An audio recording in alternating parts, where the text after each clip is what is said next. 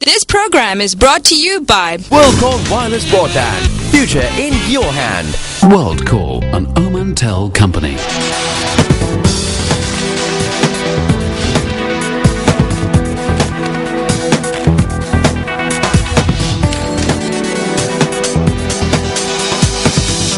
अस्सलाम वालेकुम and very happy good morning to all of you. आप देख रहे हैं प्रोग्राम कमोडिटी वॉच और मैं हूं आपका host Danish Abbasi at business plus. Right जी, इस प्रोग्राम में हम डिस्कस करते हैं कमोडिटीज की न्यूज को और खासतौर पे कमोडिटीज के हवाले से ऐसी कोई न्यूज आ रही हो जो कि इम्पैक्ट कर सकती है इनकी प्राइसेस पर, वो हम कोशिश करते हैं प्रोग्राम में हम डिस्कस कर सकें। प्रोग्राम के दो सेगमेंट्स होते हैं। पहले सेगमेंट में हम कोशिश करते हैं कि अवेयर कर सकें आपको किस तरह से जो कमोडिटी है वो आप उस पर ट्रेड कर सकते हैं और खासतौर पर मुख्तलिफ जो कमोडिटीज हैं उनको लेकर किस तरह से आप उनके ऊपर अपनी पोजीशन ले सकते हैं। आज का प्रोग्राम इसलिए से बड़ा इंपॉर्टेंट है कि आज के प्रोग्राम में हम बेसिक चीजें आपको एक दफा फिर बताएंगे और कुछ रिन्यू करेंगे हम वो तमाम चीजें जो बहुत सारे हमारे नए इन्वेस्टर्स हैं जो आना चाहते हैं पीएमएक्स में ट्रेडिंग के लिए, उनके हवाले से हम कुछ बेसिक चीजें जो है आज के प्रोग्राम में डिस्कस करेंगे। लेकिन उससे पहले आज के प्रोग्राम के फर्स्ट सेगमेंट की जानिब बढ़ते हैं।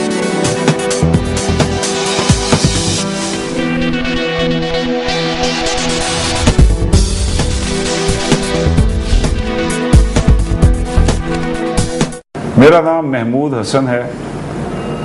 मैं बेक पार्लर का मैनेजिंग डायरेक्टर हूं। हम लोग वीट के बिजनेस में, वीट की ट्रेडिंग में इन्वॉल्व हैं। फ्लावर मिल्स हम चलाते हैं।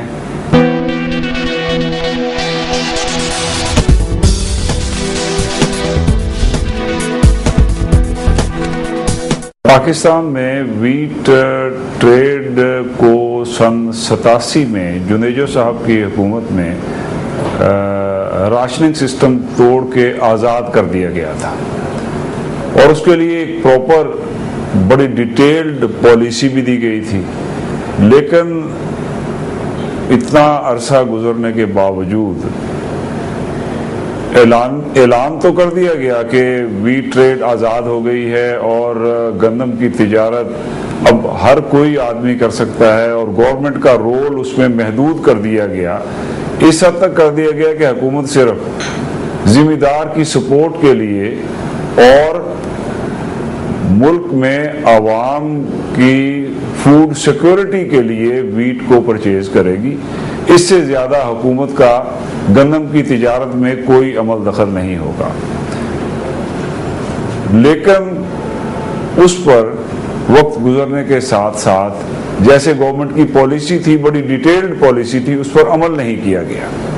गवर्नमेंट की इंटरवेंशन किसी न किसी शक्ल में उसमें रही और जो पूरे पिछले सालों में जो कबाहतें थी उस पॉलिसी में दूर करने की कोशिश की गई थी और बड़ी डिटेल्ड पॉलिसी थी। वो उसमें हर नुक्ता कि किस तरीके से वीट की ट्रेड होगी और गवर्नमेंट की इन्वॉल्वमेंट उसको किस हद तक महदूद कर दिया जाएगा, उस पर अमल नहीं किया गया। और उस अमल ना करने की वजह से आहिस्ता आहिस्ता वो जो वीट को आज़ाद करने की पॉलिसी थी उस पर अमल नहीं हो सका। सूबाई सतह पे हुकूमतें उसमें इन्वॉल्व होती रहीं और उसकी जो बुनियादी मकसद था कि हम गंदम की ट्रेड को या अपनी इस कमोडिटी को इंटरनेशनल प्राइसिंग के साथ लिंक कर दें कि अगर इंटरनेशनल मार्केट्स में रेट्स बढ़ जाएं तो हमारे यहाँ भी रेट बढ़ जाएं, अगर इंटरनेशनल मार्केट में रेट्स कम हो जाएं तो हमारे यहाँ भी कम हो जाएं और इससे इंटरनेशनल इन्वेस्टर्स को मौका मिल सके कि वो पाकिस्तान की आके एग्रीकल्चर में इन्वेस्ट करें और वीट बेस्ड जो प्रोडक्ट्स हैं उसमें इन्वेस्ट करें। तो वो मुमकिन नहीं हो सका। तो मेरी राय में आज भी हमें उसी चीज़ की ज़रूरत है कि हम गवर्नमेंट इंटरवेंशन जो है उसे ख़त्म कर दें इसमें और जो उस वक्त पॉलिसी आई थी उसके मुताबिक हम लोग अपनी वीट की ट्रेड को आज़ाद करके इंटरनेशनल कम्युनिटी को ये मैसेज दें कि वो आके पाकिस्तान में इन्वेस्ट भी कर सकते हैं, wheat based प्रोडक्ट में, क्योंकि हमारे पास, हम दुनिया में गंदम उगाने वाले चौथे पांचवें मुल्क हैं, हमारे पास वीट की बहुत बड़ी प्रोडक्शन है, और इंटरनेशनल इन्वेस्टमेंट ना होने की वजह से ना तो हमें प्रॉपर स्टोरेज अभी तक डेवलप हो सका है पाकिस्तान में, ना ही वीट बेस्ड इंडस्ट्री हमारे यहाँ डेवलप हो सकी है, ना ही हम अपनी ट्रेड को इंटरनेशनल मार्केट के साथ लिंक कर सके हैं। कभी तो हमारे रेट्स जो है इंटरनेशनल मार्केट से बहुत ऊंचे चले जाते हैं और कभी नीचे भी आ जाते हैं। अब इस वक्त सूरत हाल ये है कि इंटरनेशनल मार्केट से हमारी वीट की प्राइसेस ज्यादा है। प्राइसेस ज्यादा होने की वजह से हमारे अवाम को आटे जैसी कमोडिटी जो कि दूसरे मुल्कों में सस्ती है, हमारे यहाँ लोग उसको महंगा परचेज कर रहे हैं। और मैं ये समझता हूँ कि इसकी वजह यही है कि जो हमने पॉलिसी बनाई थी उस पर अमल नहीं किया जा सका।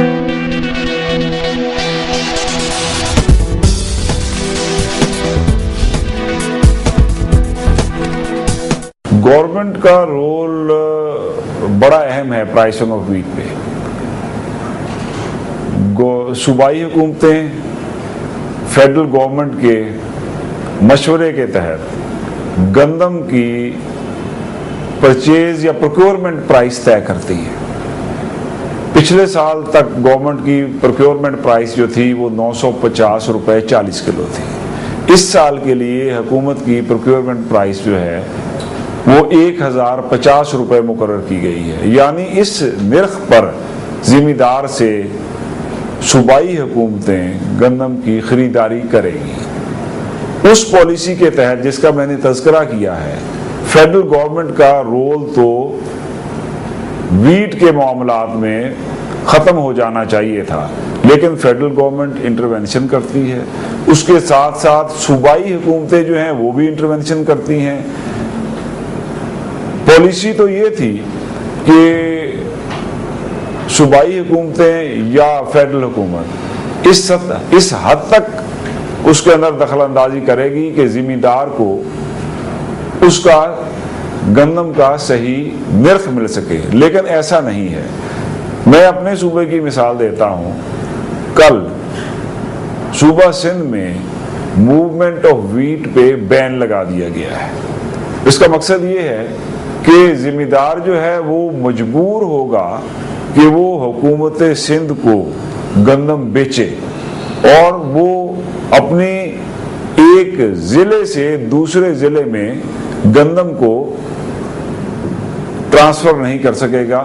जैसे अगर इंटीरियर सिंध का एक जिम्मेदार जिसका ताल्लुक चाहे दादू से हो, वो ये चाहता है कि वो कराची अपनी वीट बेच ले, तो उसके लिए मुमकिन नहीं है। पूरे सिंध में मूवमेंट ऑफ वीट पे इंटर डिस्ट्रिक्ट लेवल पे एक जिला से दूसरे जिला में गंदम की मूवमेंट पे बैन लगा दिया गया है, जो कि फ्री ट्रेड के रूह के मुनाफी है, जो कि हुकूमत ने तय किया था सन 87-88 में कि हम वीट ट्रेड को आज़ाद कर देंगे, उसके भी मुनाफी है। और पाबंदियां कारोबार में किसी भी लेवल पे हों, मेरी राय में वो फायदेमंद नहीं होती है। और ट्रेड को हमेशा बुनियादी चीज ये है कि ट्रेड को आज़ाद किया जाए। जब भी आप ट्रेड पे किसी भी किस्म की पाबंदी लगाएंगे तो इन द लॉन्ग रन ना तो वो जिम्मेदार के फायदे में होगी, ना वो कंज्यूमर के फायदे में होगी, ना वो इंडस्ट्री के फायदे में होगी। और जब इन सब के फायदे में नहीं होगी तो किसी भी तरह मुल्क के फायदे में भी नहीं होगी।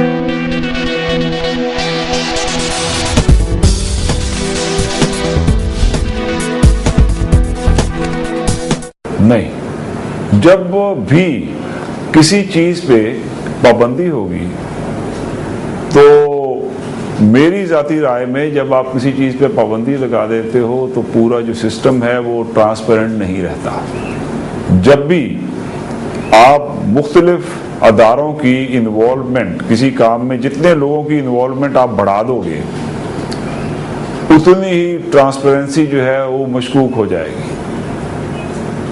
तो मेरे ख्याल में جیسے میں نے آپ کو ذکر کیا ہے کہ کل سے سندھ میں پولیس انوالو ہو گئی ہے، آپ کی رینجرز انوالو ہو گئی ہے، سارے گورنمنٹ کے ادارے گندم کی خریداری کے لیے کہ وہ حکومت سندھ کو بیچیں، ذمہ دار ان کے دی ہوئی قیمت پہ، جو کہ کسی بھی طرح بھی مارکیٹ کی قیمت سے کم نہیں ہے۔ گورنمنٹ کا پرائس جو ہے وہ 1050 روپے 40 کلو ہے، اوپن مارکیٹ کی قیمت جو ہے وہ اس سے کم ہے۔ تو یہ سمجھ میں آنے والی بات نہیں ہے کہ گورنمنٹ اگر زیادہ پیسے دے رہی ہے تو ظاہر بات ہے ذمہ دار اسے ہی بیچے گا۔ تو اگر اس کے اوپر پابندی بھی لگائی جاتی ہے، زیادہ ریٹ بھی حکومت دے رہی ہے، اگر آپ مجھ سے کوئی چیز 1050 روپے میں خرید رہے ہیں اور ایک دوسرا شخص جو ہے وہ 950 روپے میں خرید رہا ہے، تو عقل مندی کا تقاضا تو یہی ہے کہ میں 1050 روپے والے کو دوں گا۔ اگر حکومت کو ریٹ بڑھانے پر بھی گندم نہیں مل رہی ہے اور ذمہ دار جو ہے وہ یہ چاہتا ہے کہ وہ کم قیمت والے کو بیچے، تو اس کا مطلب یہ ہے کہ ٹرانسپیرنسی نہیں ہے۔ اگر ٹرانسپیرنسی ہوتی تو اس قسم کی باتیں نہ ہوتی، اگر ٹرانسپیرنسی ہوتی تو حکومت کو موومنٹ آف ویٹ پہ انٹر ڈسٹرکٹ موومنٹ والا بین نہ لگانا پڑتا۔ تو آپ کے سوال کا جواب یہ ہے کہ ٹرانسپیرنسی نہیں ہے، اس میں بہت ساری ایسی باتیں ہیں جو کہ بیان کرنے والی نہیں ہے۔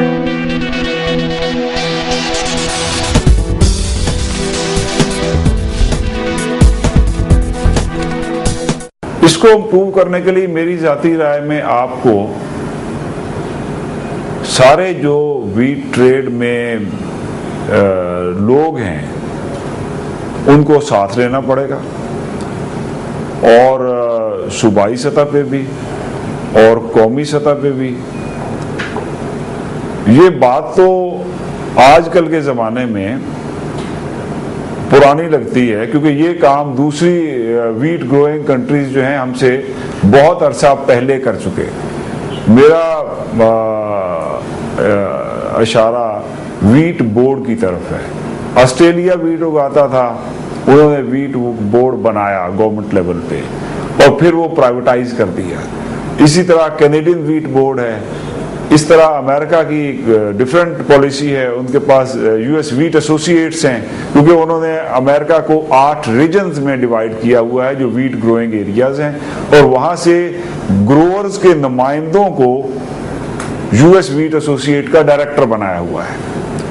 وہ اپنی گندم کی قیمت کا تعین خود کرتے ہیں گروورز جو ہیں، اور وہ انٹرنیشنل مارکیٹ کو نظر میں رکھتے ہیں، اپنی لوکل ڈیمانڈ کو نظر میں رکھتے ہیں۔ میرے خیال میں پاکستان میں بھی اسی طرز پہ ایک بورڈ بننا چاہیے جس میں حکومت کا عمل دخل نہیں ہونا چاہیے۔ جو گندم اگاتے ہیں یا جو گندم خریدتے ہیں یا جو گندم کی ٹریڈنگ کرتے ہیں، ہماری گندم کو انٹرنیشنل مارکیٹ کے ساتھ منسلک کرنا چاہیے۔ اس سے کئی فائدے ہوں گے۔ پہلا فائدہ تو یہ ہوگا کہ ہمارے گروور کو پتہ چلے گا کہ انٹرنیشنل مارکیٹ میں کس قسم کی گندم کی ڈیمانڈ ہے، اور وہ کوشش کرے گا کہ اپنی ویٹ کو بہتر سے بہتر اگائے اور اس کا زیادہ سے زیادہ ریٹ لے۔ میں ویٹ بورڈ کی بات اس لیے کر رہا ہوں کہ ہم نے ٹائم بہت ضائع کر دیا ہے۔ رائس کے معاملے میں ایسا نہیں ہوا۔ اب جب رائس کو پرائیویٹائز کر دیا گیا تو ہمارا چاول کی نہ صرف کوالٹی بڑھی ہے بلکہ ہم زیادہ کوانٹٹی میں بھی پیداوار کرنے لگ گئے ہیں۔ تو اس وقت میری نظر میں یہ ہے کہ ایک ایسا بورڈ تشکیل دیا جائے جو کہ ذمہ داروں پہ، ٹریڈرز پہ، ایکسپورٹرز پہ، فلاور ملرز پہ مشتمل ہو، جو کہ گورنمنٹ کے کنٹرول سے آزاد ہو اور وہ فیصلہ کرے، اور وہ اپنے پروڈکٹ کے بارے میں، اسے ہو سکتا ہے کہ شروع میں रुकावटें आएँ, तकलीफ़ें आएँ, ज़िम्मेदार को भी कुछ प्रॉब्लम हो, कुछ ट्रेडर को भी प्रॉब्लम हो, लेकिन इन द लॉन्ग रन ये हमारे लिए फ़ायदेमंद होगा। हुकूमत का रोल इसमें सिर्फ इतना रहे कि अगर वो ये समझती है कि जी पाकिस्तान में फूड सिक्योरिटी का कोई मसला हो जाएगा तो वो अपने कुछ रिजर्व्स रख सकती है। उसके लिए उसके पास अदारे हैं, उसके पास पास्को है, फेडरल लेवल पे वो रख ले 1 million ton, 2 million ton, 3 million ton, जितना भी वो समझती है वो रखने के बाद इस ट्रेड को आज़ाद करते हैं। यही हमारे ग्रोअर्स के भी फायदे में है, यही हमारे कंज्यूमर के भी फायदे में है, क्योंकि हमें वो काम करना चाहिए जो हमारे कंज्यूमर्स के फायदे में हो, क्योंकि इंटरनेशनली महंगाई बढ़ती जा रही है। अगर हम इस ट्रेड को आज़ाद कर देंगे तो हमें बहुत हद तक महंगाई को काबू करने में भी मदद मिल सकेगी। अदरवाइज हम हर साल गंदम को महंगा करते रहेंगे, हुकूमत अनाउंस करती रहेगी और हमारी अनाउंस्ड प्राइस जो है वो कभी भी इंटरनेशनल जो क्राइटेरिया है उस पर नहीं आएगी। ना हम गंदम की क्वालिटी को इम्प्रूव कर पाएंगे, ना हम गंदम की स्टोरेज को इम्प्रूव कर पाएंगे, ना हम फॉरेन इन्वेस्टर को अट्रैक्ट कर सकेंगे और ना ही अवाम को इसका कोई फायदा हासिल हो सकेगा। जी वेलकम बैक वंस अगेन। और प्रोग्राम का फर्स्ट सेगमेंट आप देख रहे थे। इसके बाद आज जो हमारे साथ गेस्ट मौजूद हैं उनका तारुफ मैं आपके लिए करवाता चलूं। एक दफा फिर आज हमने दावत दी है मिस्टर आफाक नाजिम को, जो कि रिसर्च एनालिस्ट हैं एट MM सिक्योरिटीज। अस्सलाम वालेकुम Afaq and welcome to the show. वालेकुम सलाम। राइट आफाक, आज हम कोशिश ये कर रहे थे कि बिल्कुल बहुत सारी ईमेल्स आ रही थी, बहुत सारे ऐसे इन्वेस्टर्स हैं जो मार्केट में पोजीशन लेना चाहते हैं। दो तरह के इन्वेस्टर्स हैं, तो स्टॉक मार्केट में काम कर रहे हैं या फिर कुछ ऐसे इन्वेस्टर्स जो बिल्कुल फ्रेश हैं। तो हमने सोचा क्यों ना बिल्कुल उनके वाले से बेसिक जो है बात की जाए। सबसे पहले मुझे ये बताइएगा, ये जो फंडामेंटल्स होते हैं और टेक्निकल होते हैं, ये दो बड़ी चीजें सुनने में आती हैं। मार्केट जो है फंडामेंटली बेस्ड है, मार्केट जो है टेक्निकली बेस्ड है, इन दोनों में फर्क क्या है? देखिए, फंडामेंटल्स जो होते हैं वो एक्चुअल इंडिकेटर्स जो होते हैं, इकोनॉमिक इंडिकेटर्स, इकोनॉमिक फोरकास्ट, जो एक्चुअल इवेंट्स हो रहे होते हैं उस पे बेस्ड होते हैं। मीनवाइल टेक्निकल्स जो होते हैं it's based on market opinion के मार्केट किस तरह चार्ट पैटर्न्स हैं, मार्केट ने सब चीजें, वो अजम्पशन बेसिकली ये करते हैं कि market has discounted all the fundamental news, so the best way to make profits, make gains of the market is by following the waves, by following charts, by following different sort of indicators which will give the direction of the market irrespective of what is happening fundamentally। तो ये दोनों काफी opposite sides में बात कर रहे होते हैं। ठीक है, और जो टेक्निकल है वो टेक्निकल की बात कर रहा हूँ कि टेक्निकल जो होता है वो कह रहा होता है बेसिकली कि the market has discounted all fundamentals. ठीक है, मतलब जो यूएस का डेटा आया है वो ऑलरेडी मार्केट में अज्यूम कर लिया, डिस्काउंट कर लिया। जो यूरोजोन का क्राइसिस है वो भी डिस्काउंट कर दिया। अब वो अजम्पशन ये कह रहा है कि चार्ट्स जो होते हैं, टेक्निकल इंडिकेटर्स जो होते हैं, all other forms of technical instruments, they are basically telling you which direction the market will move, not based on anything but just based on chart theory and analysis. तो technical के लिए आप समझते हैं कि जो इन्वेस्टर्स हैं, मेरे जैसा बिल्कुल लेमैन है, मुझे नहीं पता ग्राफ क्या होते हैं, तो क्या मुझे ग्राफ बनाने भी आने चाहिए या कि ग्राफ मिल जाते हैं उनको रीड करना आना चाहिए? डेफिनेटली कि ग्राफ अगर आप बना सकें that's a different being, that's become called being a technical analyst, that will take you a long time. लेकिन अगर आपको ग्राफ बनाना वगैरह नहीं आते, आपको इतना आना चाहिए कि आप टेक्निकली रीड कर सकें चीजों को, कि अगर ग्राफ्स आपके सामने रखे हों, आपको पता हो कि किस तरह मूवमेंट होती है, किस तरह मूव हो सकती है, इस तरह की बेसिक चीजें पता होनी चाहिए कि व्हाट इज ओवरसोल्ड, ओवरबॉट, कि आपको एक आइडिया हो जाए कि टेक्निकल जार्गन होता क्या है। ठीक है, ठीक है, बेसिक चीज हम बात करते हैं। बिल्कुल एक फ्रेश इन्वेस्टर है जो भी स्टॉक मार्केट में नहीं है, वो कमोडिटीज में आना चाह रहे ट्रेडिंग के लिए, कितने पैसे होने चाहिए मिनिमम उसके पास कि वो यहाँ पर आए ट्रेड करने के लिए, उसकी इन्वेस्टमेंट भी सेफ रहे, मार्केट में वो री एंट्री भी ले? आइडियली कितने पैसे मिनिमम होने चाहिए? मिनिमम आइडियली 50,000 रुपीज का जो अमाउंट है वो 1 से 2 लॉट के लिए सेटिस्फैक्टरी है। ठीक है, क्योंकि इसमें मार्केट जो आपने जैसे नोट किया होगा, कमोडिटीज की मार्केट्स ये काफी स्विंग्स लेती है, कभी डाउनवर्ड की साइड, कभी अपवर्ड की साइड। तो अगर आपके 50,000 रुपीज हैं अपने अकाउंट में तो आप एक तरीके से इंश्योर्ड हो जाते हैं अगेंस्ट ऑल दीज स्विंग्स। ठीक है, तो that's a good amount of money you need to start. तो आने के लिए कि उसके जहन में टारगेट होना चाहिए कि उसको रिटर्न तय करना चाहिए दिमाग में, 50,000 पर उसको क्या रिटर्न मिलना चाहिए, उसकी इन्वेस्टमेंट कितने अरसे के लिए, टाइमिंग वगैरह, ये चीजें इंपॉर्टेंट है। है? अगर डेफिनेटली एक इन्वेस्टमेंट स्ट्रेटजी हो, हमेशा एक इन्वेस्टमेंट स्ट्रेटजी लेके चलना इज बेनिफिशियल कि आप अपने एक्चुअल परफॉर्मेंस को अपने टारगेट परफॉर्मेंस के अगेंस्ट मेजर कर सकते हो. ठीक है. तो इसी तरह से आप अपने गेन्स वगैरह लगा सकते हो. लेकिन that being said, the commodities market is very risky. Any unexpected data from the US और Europe can move the market $100 against the current trend. तो ये भी ध्यान में रखना चाहिए और इन्वेस्टर्स को ये भी ध्यान में रखना चाहिए कि मार्केट किसी तरफ डायरेक्शन में भी जा सकती है. तो इसलिए they should be well prepared. इसलिए उनके अकाउंट में एम्पल लिक्विडिटी होनी चाहिए कि ऐसा ना हो क्योंकि पोजीशंस और ट्रेंड के ऑपोजिट साइड्स में तो बेशक चल गई तो कुछ गलत ना हो जाए उनसे. ठीक है. लेवरेज क्या होता है? लेवरेज ये होता है कि बेसिकली आपने एक चीज उठा ली है which you can not fully पे for, but a broker or the PMAX helps you pay for the rest of the commodity. जैसे I buy a car for 10 lakh rupees, I bought the car for 100,000. The rest of the money is leverage. I leveraged it. Okay. And gold में इस तरह से leverage होता है कि $1620 का gold का एक ounce है as per current rates. तो अगर gold की जो actual buying आ जाए 1620 को, that equals to 1,25,000 rupees. तो लेकिन but you can get the gold का ounce at 10,000 rupees. So the rest of the money is leverage. You have leveraged your position basically. For example 1620 पर अगर है तो आपने बताया साहब जो है वो ले सकते हैं leverage. ठीक है. राइट जी, यहाँ पे मजीद गुफ्तगू जारी रखेंगे आफाक से और कुछ और बेसिक चीजें इन्वेस्टमेंट के हवाले से जरूर पूछेंगे, लेकिन एक ब्रेक के बाद.